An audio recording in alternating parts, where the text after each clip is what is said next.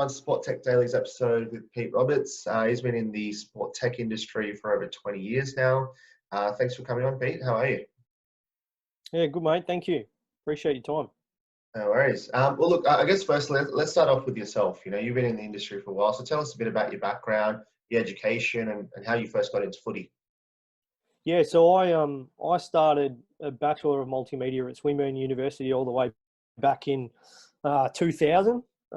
So back then I really didn't know what I wanted to do for a career or even the next month. So I was trying to find something that was up my alley, but just still was going to teach me how to or a path that I could take. So the multimedia degree was nice and broad. So that took in obviously web design, graphic design. We did a lot of radio and production projects, a lot of video editing, all that sort of thing. So it was quite good, and it allowed me to figure out what I didn't want to do as much as what I did. I didn't really have the design flair. I never paid attention at the sort of web design classes, even though my mates were really good at it. So I was sort of trying to find my way. And then part of that degree was an industry year out in the field somewhere. So yeah, my uni buddies all went off and worked for graphic design companies, or web development was starting to sort of boom back then, that web 1.0, I guess. And so they went off and did all that, but I was sort of struggling and trying to find my little niche. And I'd always been interested in sport, and I was a mad footy fan. So I saw an ad that advertised an AFL traineeship at Hawthorn Footy Club. And so I applied there, not really knowing what I was going to get myself into, but I thought it was kind of cool, you know, go and work for a footy club and see what happens. And I didn't even know it was a career path. But yeah, I sort of put my hat in the ring and got the job, and the rest is history. I haven't worked anywhere else in my professional career other than footy. So yeah, I don't know much else, which is good and bad, I guess. Right. Okay. And I was, I think just before we started recording, I was chatting to you about your hilarious article that you wrote. I think it was about a week or so ago. Tell us about your first gig in footy. You know, after your traineeship. Yeah. So thanks. It was good to be able to write something that put a smile on people's faces as they're sitting at home doing nothing. Yeah. Just thought I'd tap it out. Even now, I start thinking of all these things that I could have put in there, and got some good responses from a few of my mates in the industry. So it was good. They enjoyed it, which is nice. It's nice to get that feeling. But yeah, back in 2001, I did the 2001, I did the traineeship, and then 2 ended up full time with Hawthorn Footy Club. So back then it was sort of I had no idea what I was getting myself in for. It was every job back then in sports technology took absolute hours to do. We started off with sort of poor tech, poor equipment. It was a club that had just come off a prelim final loss and had sort of high hopes. And obviously it's no secret that they then sort of nosedived again for a little while before they became the powerhouse that they did. But yeah, I sort of got taken along for the ride by my boss, who was it was a great man and taught me a lot about how to troubleshoot technology. So I think I owe it to him that I was able to stay so long in the industry, because he had that one skill where back in the day there were a lot of tech issues that were very hard to explain because the tech wasn't robust like it is today. So it was really important to learn those fundamental skills, even though I had no idea what I was doing really.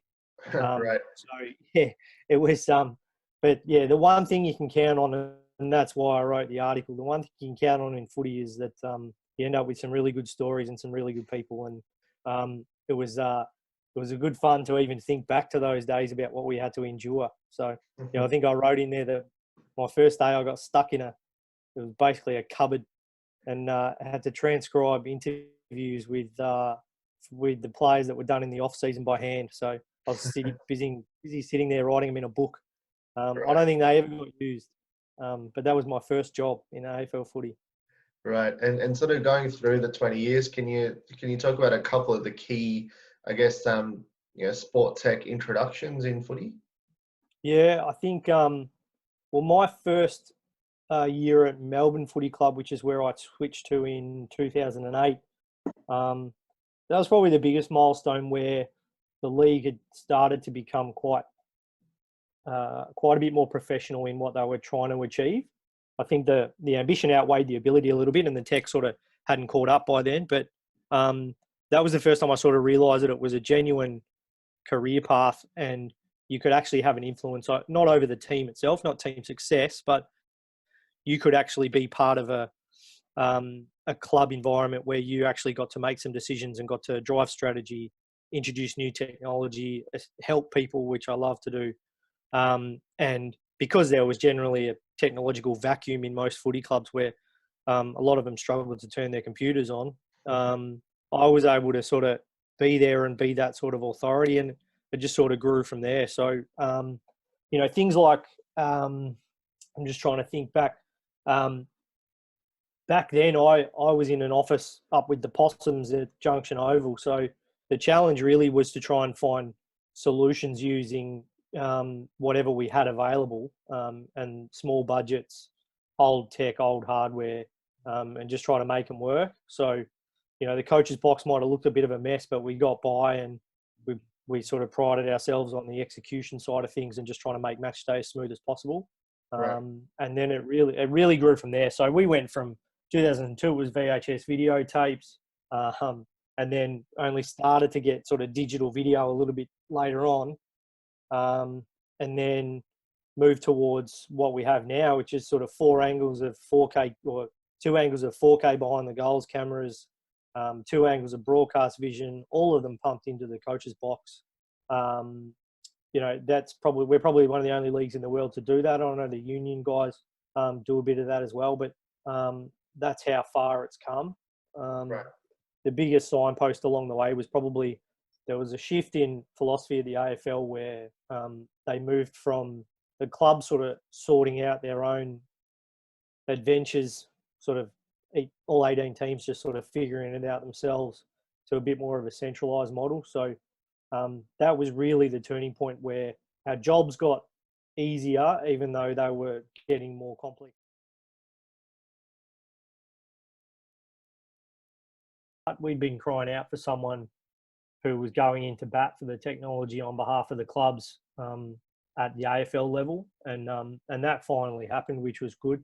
And it took a few years to sort of bed down a few kinks, but that journey over that 11 or 12 period to what we have now has been really good, because it helps raise the professionalism of the league, but also give you what you need so you can focus on the job that you're doing, not troubleshoot all day or not deal with crap tech. So it's a big feather in the cap that they were able to do that, and it made the job a lot more enjoyable, knowing that you're working in the most elite sport in the country, but you're sort of backed to have the facilities and the resources to be able to exploit it, which was great. Right. And the clubs definitely exploit it, that's for sure. Yeah. So I guess when you talk about, the back office staff at an AFL club, when we say sport technology, it's a pretty broad and vague term, especially the way that some of the commentators describe them. So Absolutely. can you describe just, sort of high level, the main technical roles at an AFL club? Yeah, sure. I'm probably one of the more old school guys, where I came in as sort of the only tech guy at a club. There's still a few around, which is good. A few guys have stuck around, but traditionally back in the day, it was your one tech guy, and maybe have a guy who worked in recruiting half the time and worked half with you. The industry's evolved a little bit now, so your traditional roles are going to be what are probably loosely termed as your analysts. There's up to sort of 3, 4, or 5 of them at each of the clubs, dealing with all the different teams that they have now. So that's another growth area that, you start out with just the AFL team and maybe a VFL side. But now you could have up to 4 or 5 teams that are running around. So they all need attention. The analyst roles are probably a little misrepresented to the outside world. People just assume that all they're doing is sort of analysis. But most of the time, they've got a whole bunch of jobs to do, none of which have any analysis component to them. So that's sort of important to realise that while the analysts might have that in their title, they're doing a whole much more than just sitting there looking at data. Right. Of course, you've got an IT crew that each club utilises a bit differently. Some clubs have them, the sort of your main footy IT guy branch over to the corporate IT. Some of the corporate IT guys don't even really do much with the footy department except for sort of set them up with computers. Right. It's interesting that all the different club setups, really, really different in how they apply it.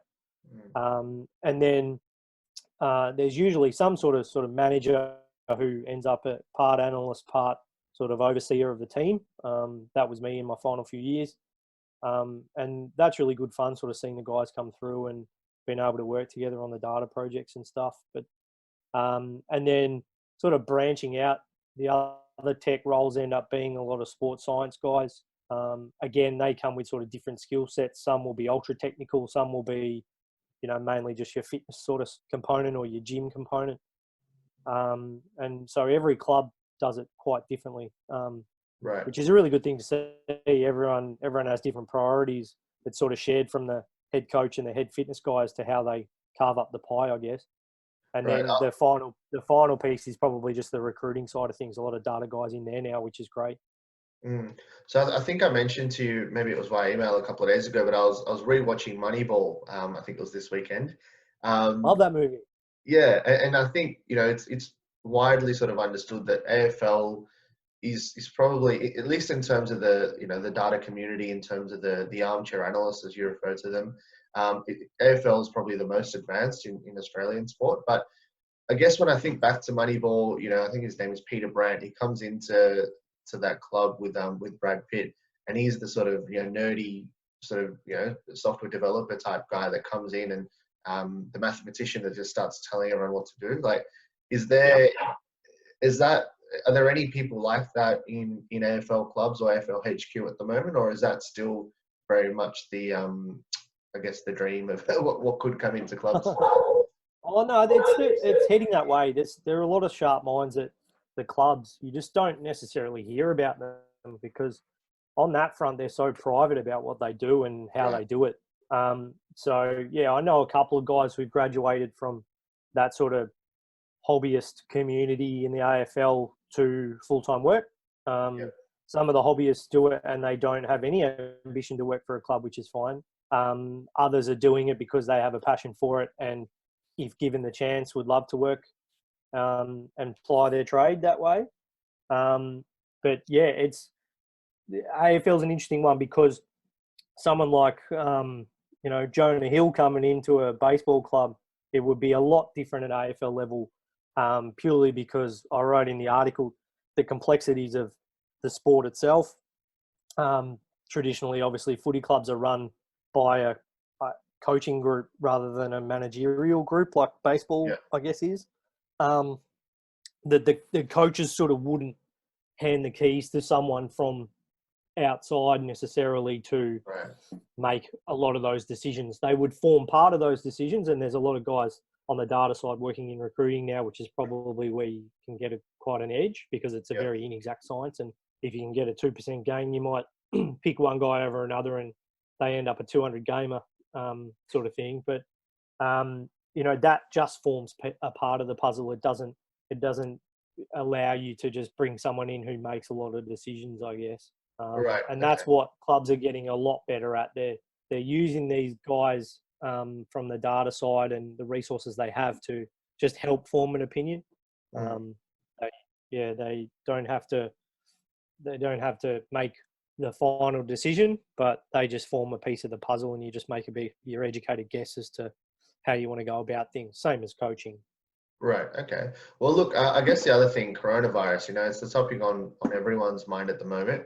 How do you think that'll, I guess, impact the landscape of Australian sport, especially from a back office point of view? Obviously, we've heard about 80% plus cuts to most AFL and rugby league clubs and HQ, which is obviously really disheartening and sad to see. But how do you think the codes will respond to that in the next sort of 12 months, 18 months? Yeah, it's going to be felt for a long time. But footy's got a way of sort of wriggling their way out of stuff pretty quickly. So, and facing adversity. So that's really good. I feel for all the people that have had their roles sort of put on pause because, the professional anxiety and the economical impact and the psychological impact can be pretty drastic. So it's a really sensitive issue, which I think the media sort of doesn't take into account as much when they're reporting. So, they're sort of projecting some pretty bleak figures in terms of what the footy clubs are able to spend moving forward, because budgets are going to be tighter and roles are going to be reduced. So there's a lot of people looking over their shoulder, which is really unfortunate. But in my opinion, it will change a lot. What it might do is sort of streamline footy departments a little bit, which you don't ever want anyone to lose their job. But the upside might be that a lot of the things that might have been overthought or over-resourced, even as close as, this off-season, all of that gets reduced. Now, what that looks like, I'm not sure, because I've always been an advocate in amongst that soft cap about having a head count rather than a soft cap, because generally what happens is what the people that get coppered in the neck when there's a ceiling on the industry are the ones who probably weren't part of the problem in the first place. Yeah. So you're always going to prefer, well, at this point in time, you're always going to prefer coaches and sports scientists and list managers and GMs of footy over some of the other roles. So what trickles down is that there's generally not a lot left over as part of the pie for the other people, even though they're really highly skilled workers, they're really necessary. So I sort of fear for some of those peripheral roles a little bit. I think it's probably a time for an article. I think that even before this crisis came about, I was keen to sort of address how the soft cap had actually impacted sports tech, the analytical community, the guys who were working in those roles. It puts an immediate ceiling on their careers. I was lucky enough to be in it for long enough that I sort of got out the other end and missed a lot of that.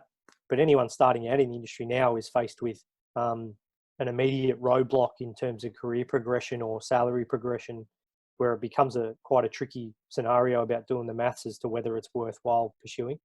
Right. Well, on the topic of the soft cap, obviously, a lot of the reporting in the media is how there's going to have to be a reduction in the salary cap and therefore most likely in the soft cap as well.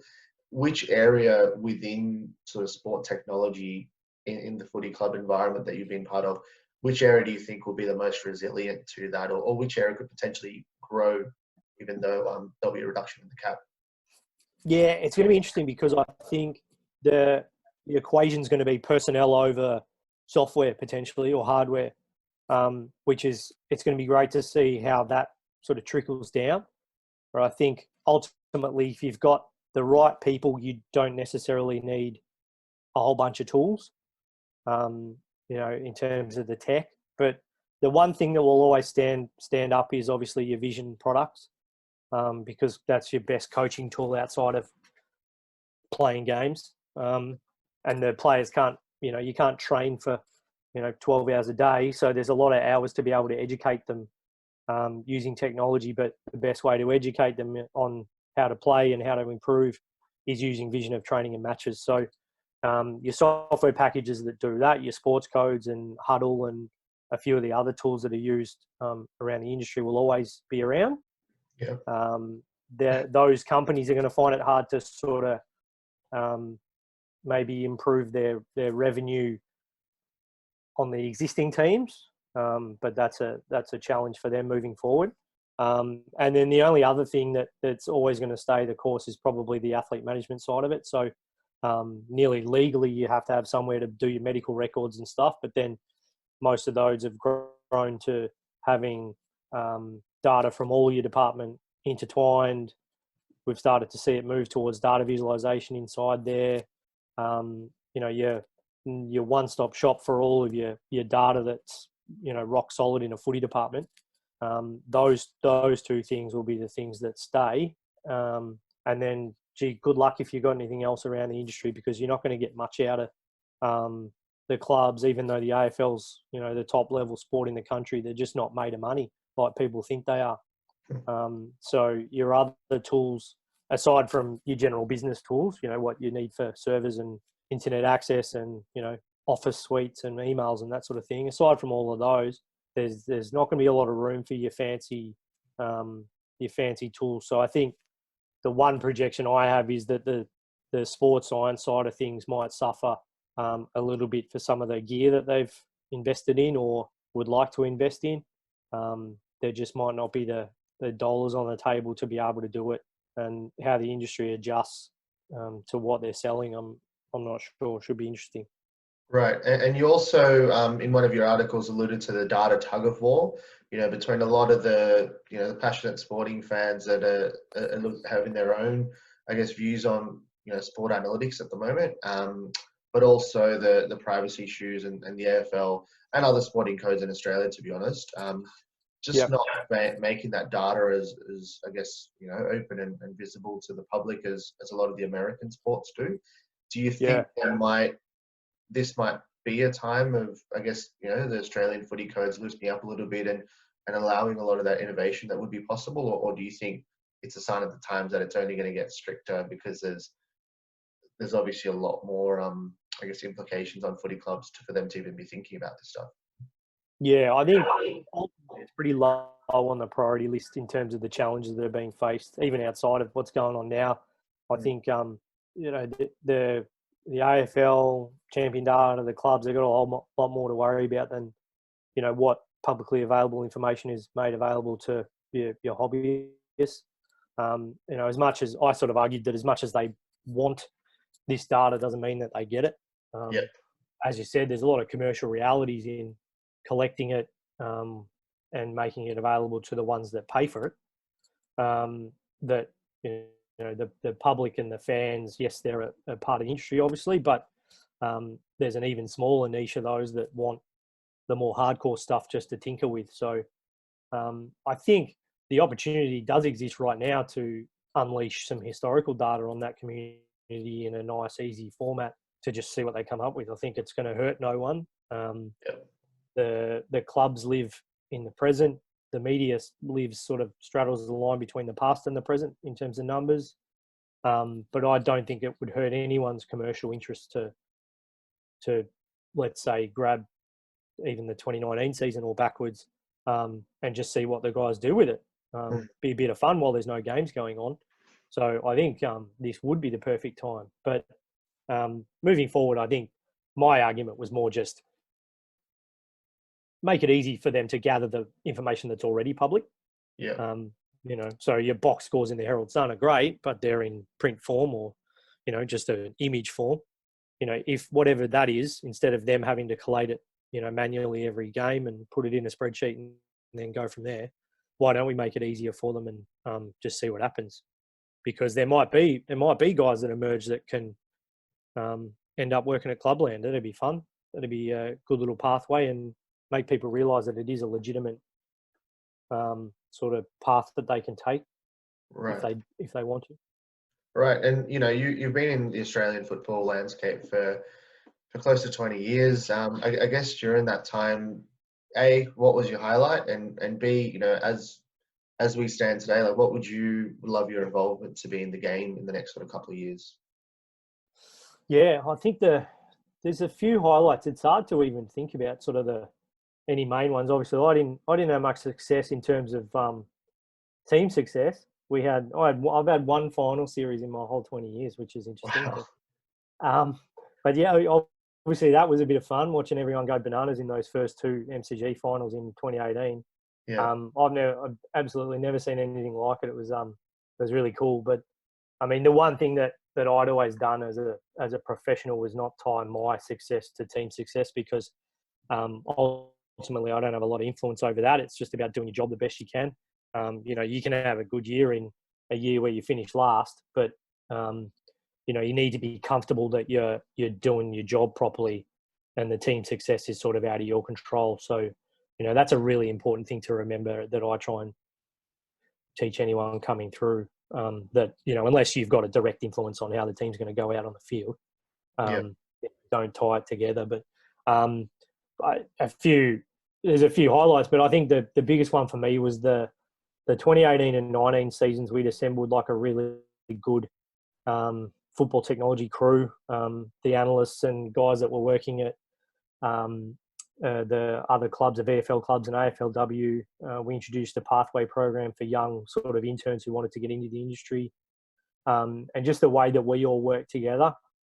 I had two really amazing analysts who worked with me that were really, really capable guys and really switched on, and we worked really well together as a team. So that was where I got the most satisfaction, just those 2 years where we just had to get stuff done, but we enjoyed ourselves along the way, and our capabilities were really, really great. And we had a lot of trust with the coaching group, a lot of trust with the operations crew who were amazing, and some of my great sort of lifelong friends. That was probably where I got the most satisfaction. I'm never good at sort of self-promotion or anything like that. So it wasn't anything selfish, but it was really good to see those guys kind of grow. One of them's obviously still at the club, and one of them's moved on to greener pastures, which is great. But yeah, the team environment and getting stuff done week to week's the most satisfying part. But I think, you know, in terms of my role as to where I'd like to be in footy, I still want to work in the industry, but the priority is obviously anyone who's had to put their job on hold to get that back, because they are largely a great group of people. But the industry will decide whether there's a spot for me. Ideally, you know, I feel like Clubland is a little bit more of a memory for me rather than a want anymore. Obviously, I'm not going to say no to anything at this stage, but you know, ultimately, my sort of skill set lies in the tech side, the project management side, software, football operations. You know, how to sort of execute the technological projects that surround sport, and how to do it to, you know, a really high standard with the right attention to detail. So if I can wedge in there somewhere, I had a couple of freelance gigs lined up at the start of the season that obviously are put on hold at the moment. So, you know, trying to pursue them if footy gets back to it. But yeah, that's where I would like to see it. And there's a couple of holes in the industry that really should be addressed. And you know, if some smart minds get together and address it, then I think we can really, even now, even though the industry is so professional and so well tight, if we can address them, you know, things like the coaches coming into the system ill-equipped to actually technologically do their role. So you find the analysts performing the role for them. And then on the flip side, you know, what pathways we can create for guys who want to come in and be an analyst at AFL level.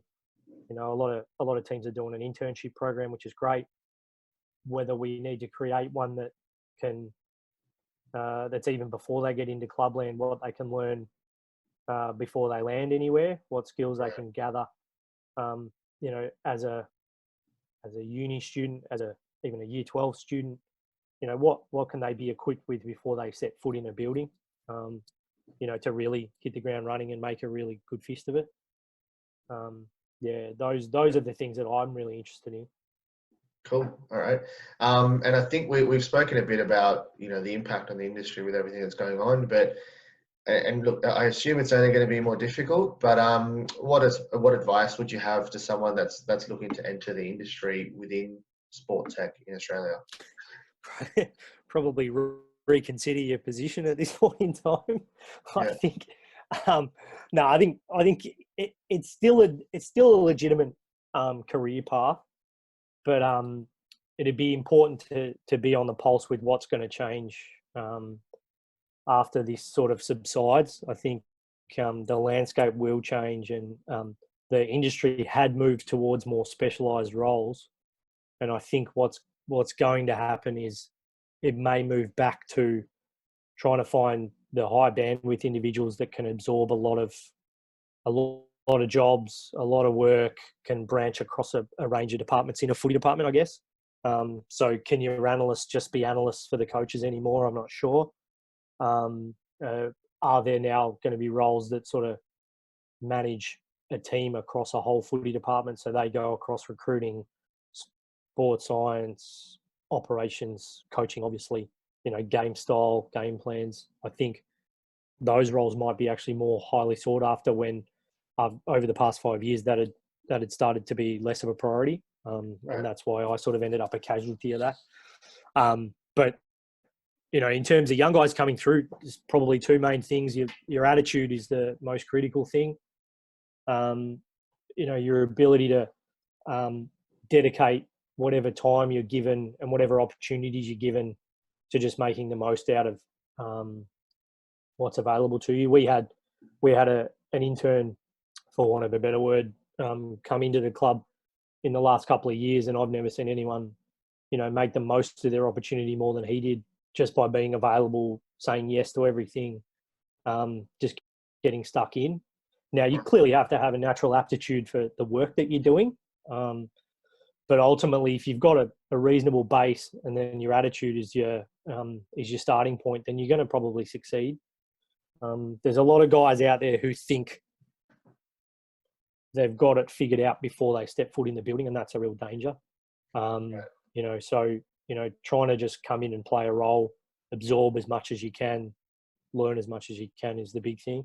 And then the other thing is probably it's not going to be good enough anymore to just know your way around an Excel spreadsheet, or just be good with R, or just be great at data visualization. That'll get used, yes, but footy's got a way of exposing the ones who don't have a broad enough skill set to survive. You've got to be able to work with technical problems. You've got to be able to work with hardware. You've got to be able to assist the guys who aren't as technically competent, such as the coaches, in getting stuff done. And that's where you can really add value. Even if you don't have that to start with, just by learning on the job, you should be picking up all of that stuff along the way, and exposing yourself to as much of the technical side as you possibly can. Because footy's just not sitting at a desk anymore, looking at numbers and pumping out spreadsheets and giving coaches, some stats. It's a whole lot more of that than that, I should say. And 20% of that might be your job, but then 80% is just getting shit done. Yeah. I think so it sounds like it's a really good. Sorry, I was just going to say it sounds like it's a really good sort of breeding ground for. If you can survive the first couple of years of that, it seems like you'd have a really broad skill set to go on with your career after that. Yeah, and they're rare. The guys in this sports tech sort of niche, they're a rare breed. There's a lot of guys coming out of sports science degrees that end like it's an absolute pipeline of people that come out of sports science and have nowhere to go. But the guys in the sports tech industry and the analysts, they're a different type of worker. So they're sometimes unfairly confused with your sports scientists. Whereas you've really got to have a different sort of skill set to succeed. Attitude's critical, but I can tell after all these years pretty quickly whether someone's got it or they don't. Right. There's just an intangible where, you can pick things up as long as your attitude's right. You can pick things up along the way, and you can tell quite quickly whether someone's going to be able to get by and make it in this industry. But yeah, I mean, I'd encourage anyone who wants to learn, even if they're not even if they're at a club, to hit me up. I got plenty of stories, plenty of things to tell them. But I think if you can expose yourself to as many people that have worked in the industry as a starting point and learn off them, then you're going to set yourself up. Hard work's a bit rare these days. Yeah, I think no, I think definitely. I think it's an odd one. I can see these positions obviously with the salary cap, the soft cap going down. They are going to be few and far between. But I think you're right. Attitude's going to be more important than ever. And I think people that are potentially coming in from purely technical fields into sport might find that a bit of a shock. Having to be the jack of all trades a little bit. But I think your words are. Yeah, you really do have to know the sport as well. You'll learn a lot along the way, but if you come in as just an IT guy who's good with networking and stuff, you're going to battle, because you're behind the eight ball a little bit with knowing the sport enough to be able to make a contribution. Because it's a whole different language inside footy clubs. There's words that just never get spoken in the outside world. The coach's box is like a whole different dialect. So if you don't understand it, you're going to struggle a fair bit. But yeah, it's still a valid career path, and the greatest in you can get are the right traineeships with each of the footy clubs that they're running. Some clubs will do it better than others, so you got to pick your battles a little bit. We sort of prided ourselves at Melbourne on having a really good 1 year grounding in everything that you need to succeed, and we never kept anyone over that 12 months because we were firmly in the belief that you'd have enough tools to be able to be gainfully employed somewhere Right. by that time. But if you can and do stuff to stand out, write the letters, work your resume to a point where it's impressive. Even try and find ways to use the software that they're going to use prior to even coming into the building. There's plenty of ways to sort of show that you're really determined to get a spot. The spots are rare, but if you can land one, then you're on your way. Excellent. All right. Well, thanks for that, Pete. It was really insightful. So really appreciate your time. And I'm sure we'll chat on social media soon. And if anyone else out there would like to approach you for a bit more information about the industry, I'll share your details on there as well. Yeah, great. Hit me up. I appreciate what you're doing. It's really great. Excellent. Thanks, Pete. Hope you enjoyed this episode. If you'd like to check out more of our content, go to sporttechdaily.com or follow us on social media across Twitter, LinkedIn, Facebook, or Instagram.